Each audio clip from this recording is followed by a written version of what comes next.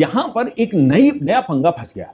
ज्ञानेश कुमार जी वहां गए, chief justice से बात करके आ रहे थे, पत्रकारों ने उनके मुंह के सामने लगा दिया कि आपके खिलाफ तो महाभियोग आ गया है, आपको तो रिमूवल का नोटिस हो गया साहब, अब तो पार्लियामेंट आपको हटाने के लिए टीएमसी तो आपके खिलाफ चलेगी, आप यहां बंगाल में हो।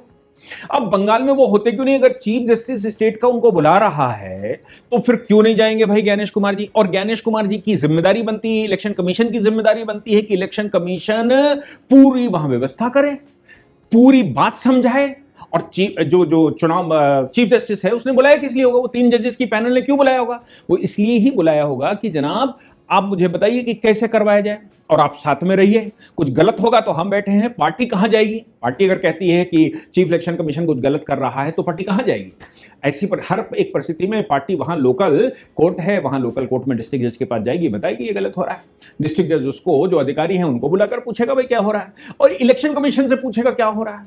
कुल मिलाकर सही करने की सही प्रक्रिया चीफ जस्टिस ने छेड़ी, उसको पूर्ण करने के लिए ज्ञानेश कुमार जी वहां गए थे।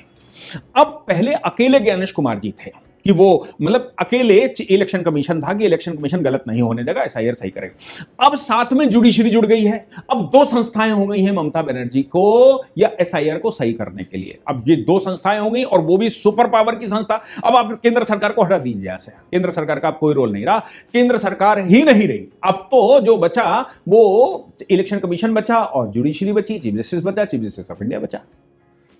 ममता बेचारी इतनी बुरी फंस गई कि वो करें तो करें क्या। उन्होंने पत्रकार, उनके ही कुछ लोग गए होंगे पत्रकारिता करने के लिए, ज्ञानेश कुमार जी से पूछा, उन्होंने साफ तौर पर कहा, मतलब ज्ञानेश कुमार जी के हौसले को सैल्यूट करना चाहिए कि कहीं निष्पक्ष चुनाव करने के लिए चुनाव आयोग को जो भूमिका निभानी चाहिए वो कैसे निभाई जाती है। चीफ जस्टिस से मिलकर जब वो आए, पत्रकारों ने उनसे पूछा तो उन्होंने कहा, देखिए राज्य मशीनरी को मैं आगाह करता हूं, राज्य के टॉप ब्यूरोक्रेट्स को मैं आगाह करता हूं, टॉप ब्यूरोक्रेट्स को मैं आगाह करता हूं कि निपटा दूंगा।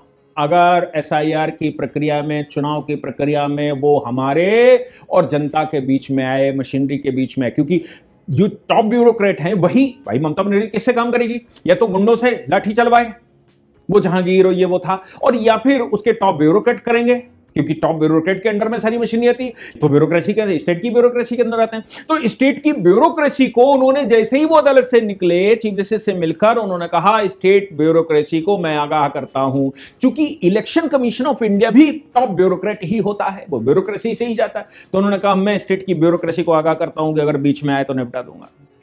आप इलेक्शन की प्रक्रिया में कुछ भी गड़बड़ करेंगे तो आपको भुगतना पड़ेगा, आपके लिए अच्छा नहीं होगा।